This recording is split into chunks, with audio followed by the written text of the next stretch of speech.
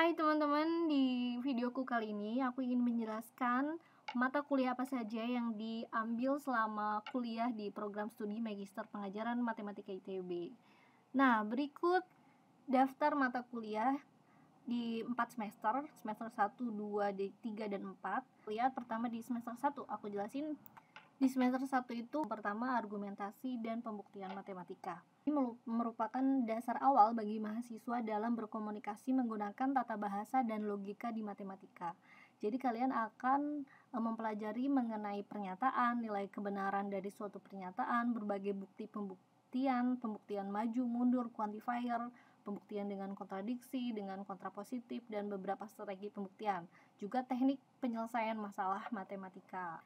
Yang kedua, geometri Euclid. Nah, di mata kuliah ini kalian akan mempelajari dari konsep-konsep dasar geometri Euclid. Tentu di sini bukan hanya sekedar dasar, tapi kita dipertajam konsepnya seperti apa, yang benar seperti apa, karena kemungkinan konsep dasar yang kita dapat di sekolah maupun di S1 itu kemungkinan bisa salah. Nah, di sini dipertajam, diberitahu yang benar itu seperti apa. Lalu juga kita dituntut untuk bisa mampu mengkomunikasikan konsep geometri, metode pembuktian dalam geometri, terus berbagai geometri, dan itu dikomunikasikan secara lisan maupun tulisan.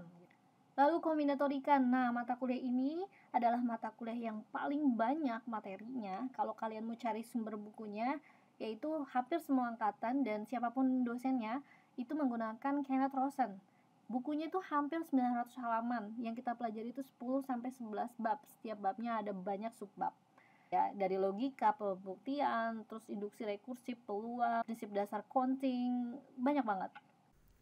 Oke, itu tadi di semester 1. Next, semester 2 ada mata kuliah kecakapan matematika. Sederhananya, dengan mengikuti mata kuliah ini, kita bisa menjawab pertanyaan apa artinya bisa bermatematika atau apa artinya kecakapan matematika. Sebenarnya di mata kuliah ini sebagian besar itu belajarnya itu diskusi. Topik-topik yang dibicarakan mencakup pengertian kompetensi, model kompetensi matematika, lalu beberapa isu dalam belajar baik di Indonesia maupun di luar negeri gitu, di negara maju khususnya di matematika, dan juga penilaian yang baik itu seperti apa. Mata kuliah yang kedua di semester 2 yaitu teori suku banyak atau dikenal dengan polinomial. Jadi di kuliah ini kita akan mempelajari algoritma pembagian dan ketat-reduksian, gelanggang, daerah integral, terus lapangan, homomorfis, daerah faktorisasi tunggal, daerah Euclid, perluasan lapangan gitu. Kalau mau lebih lengkapnya, itu buku yang dipakai hampir semua menggunakan Ronald S. Irving yang judulnya Integer, Polynomial, and Rings. Kemudian statistika.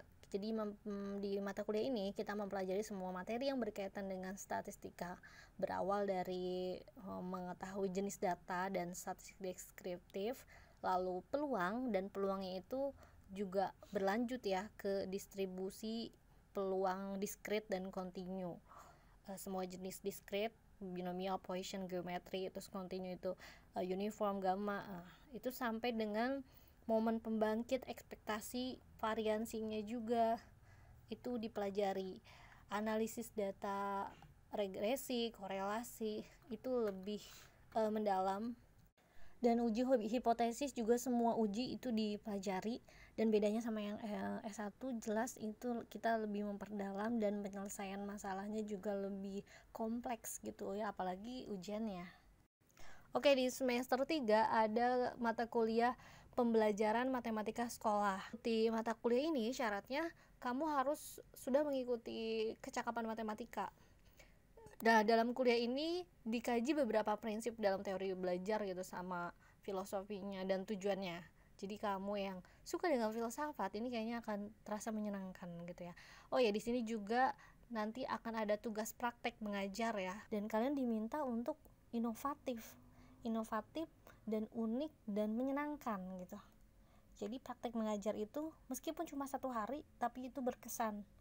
Nanti kalian akan menjelaskan, mempresentasikan praktek mengajar tersebut. Seru sih ya. Lalu di sini ada project 1. Nah, project 1 ini apa sih? Jadi gini, Bedanya pengajaran matematika dengan prodi lain hanya perbedaan nama saja ya. Jadi tesis kita itu dalam bentuk project, namanya project. Nah, project ini itu dipecah menjadi dua, project 1 di semester 3 dan project 2-nya nanti di semester 4. Meskipun kenyataannya kalian bisa kok nanti mengambil project 1 dan project 2 di semester 3 atau mungkin di semester 4. Jadi penilaian project 1 ini kalian mengerjakan tesis sampai dengan kalian mempresentasikan atau seminar. Disebutnya seminar 1 ya. Kalau di program studi lain mungkin disebutnya seminar proposal gitu ya. Tapi kalau di sini kita berbedanya, kita punya project apa dipresentasikan, tapi kita sudah ada sedikit projectnya yang dikerjakan gitu. Atau satu project yang dikerjakan, dan mungkin nanti di project 2-nya akan ada project lainnya tapi masih berkaitan dengan project 1.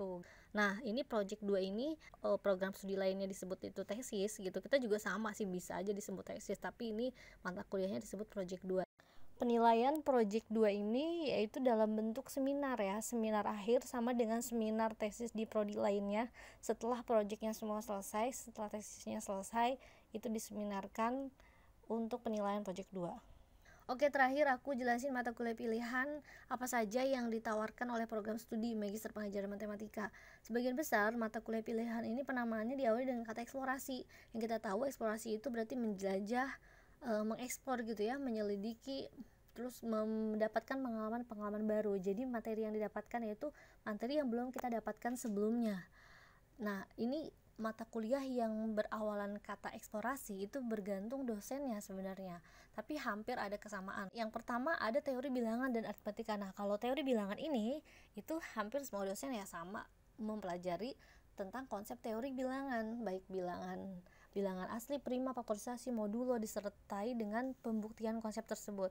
Kemudian eksplorasi dalam matematika diskrit ini mempelajari atau memperdalam teori graf ya. Ada yang memberikan materi tentang bentuk metrik graf, ada juga yang mengkaji jurnal dan meminta kalian untuk membuat satu jurnal graf. Kemudian eksplorasi dalam statistik, mempelajari statistik yang belum didapatkan, misalnya time series dan geostatistika, juga mengolah datanya data real.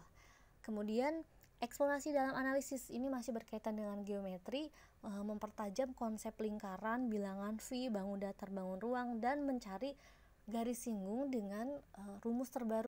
Kemudian eksplorasi dalam permodelan matematika itu lebih ke matematika terapan ya. Jadi menyelesaikan suatu masalah kehidupan nyata diselesaikan dengan matematika, dibuat algoritmanya, dibantu dengan tools. Toolsnya itu bisa aplikasi MATLAB, Maple, atau Octave dan sejenisnya seperti itu ya. Terakhir eksplorasi dalam aljabar. Ini mempelajari penerapan aljabar. Ada juga yang membedah jurnal aljabar, baik itu penerapan ataupun mempertajam rumus-rumus baru gitu.